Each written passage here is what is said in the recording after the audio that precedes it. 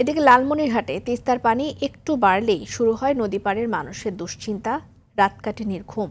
প্রতি বছর বর্ষায় পলি জমে ভরাট হয়ে যাওয়ায় খরস্রোতা তিস্তা গিলে নেয় ফসলি জমি, রাস্তাঘাট, বাড়িঘর সহ বিভিন্ন স্থাপনা। তাই ভাঙন থেকে রক্ষায় নদী খনন করে স্থায়ী বাঁধ নির্মাণের দাবি এলাকাবাসীর। লালমনিরহাট প্রতিনিধি মিজানুর রহমান মিজানের তথ্যচিত্রে জানাচ্ছেন নাদিরা সুলতানা। নদী ভাঙনের ৭ বার ভিটেমাটি হারিয়েছেন লালমনিরহাটের আদিতমারী উপজেলার গোবর্ধন এলাকার ৭৫ বছর বয়সী রহিমা খাতুন। অনেক জমি জমার পাশাপাশি হারিয়েছেন স্বামী স্বজনদের কবরও। এবছরও আছেন শেষ সম্বল খুপড়ি ঘরটি বিলীন হওয়ার আতঙ্কে।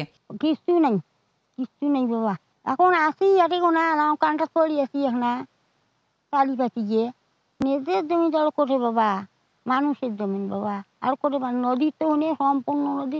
তার মতোই তিস্তাপাড়ে বসবাস করা হাজারো মানুষের জীবন কাটছে এভাবে ভাঙন যুদ্ধ মোকাবেলা করে। পানি উন্নয়ন বোর্ড থেকে কোনো কাজ হচ্ছে না।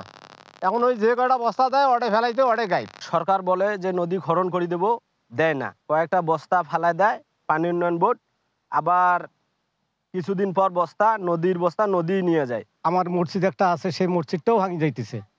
এখন আমরা কোনো চাই না তিস্তা নদীর খনন চাই, তিস্তা নদীর বাঁধ চাই।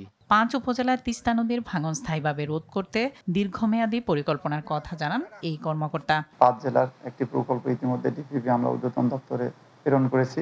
আমাদের প্রথম ফেজে লালমনিরহাট জেলায় প্রায় ১১ কিলোমিটার রয়েছে। এইসব প্রকল্প অনুমোদিত হলে এবং কাজ বাস্তবায়ন হলে আমাদের তিস্তা নদীর ভাঙন থাকবে না বলে আমরা আশা করি। তবে শুধু আশ্বাস নয়, ভিটেমাটি রক্ষায় স্থায়ী বাঁধ নির্মাণে সরকারের কার্যকর পদক্ষেপ দেখতে চান তিস্তাপাড়ের বাসিন্দারা।